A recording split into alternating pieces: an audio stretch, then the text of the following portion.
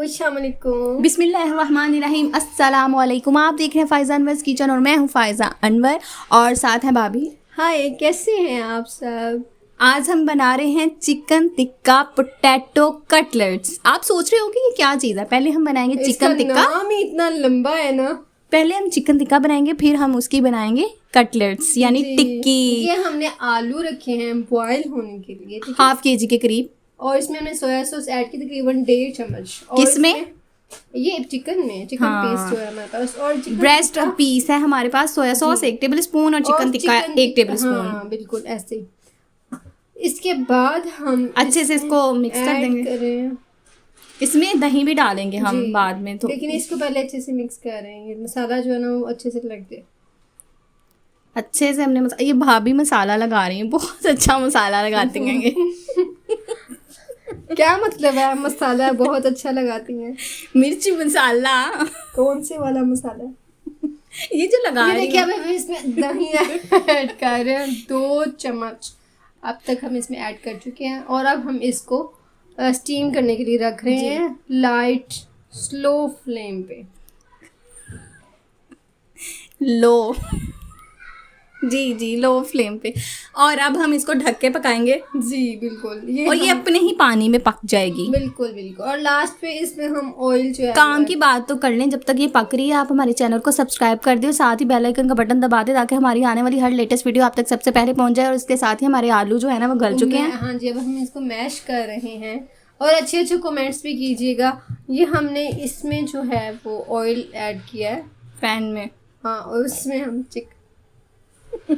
Chicken को हम इसमें करेंगे थोड़ा सा सोथे। जी गोल्डन सा कलर आ गया, बड़ा प्यारा और बड़ी मजे की ये टिक्कियां बड़ी बनती मेहनत हैं। से ये कलर आया। आप रमज़ान में जी आप रमज़ान में इसको ज़रूर ट्राई करें और कमेंट बॉक्स में ज़रूर लिखें, आपको रिप्लाई करेंगे। बहुत अच्छी है ये चिकन टिक्का, डिफरेंट रेसिपी है।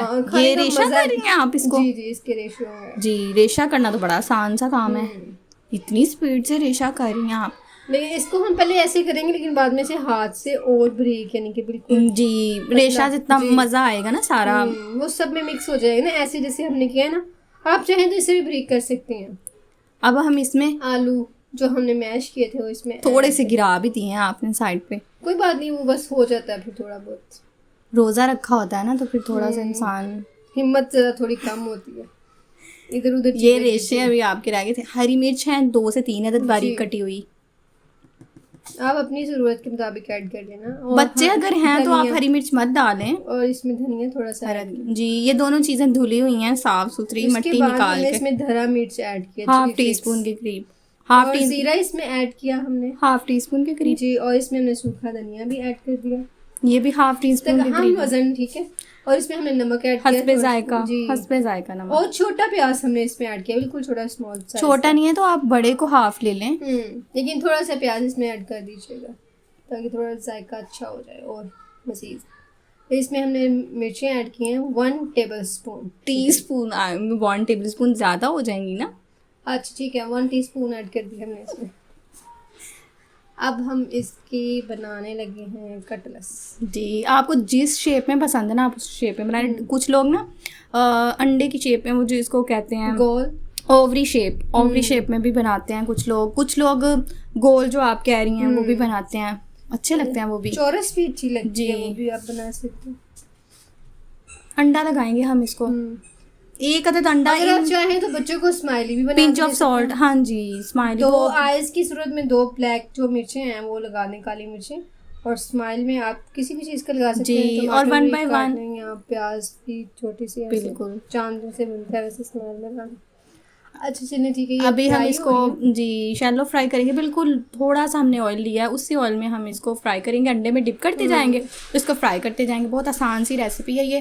और आंधी भी बहुत तेज़ है आज, और उसकी आवाज़ भी शायद आपको आ रही हो, क्योंकि हम ये वीडियो जो है ना इफ्तारी के बाद बना रहे हैं इसीलिए।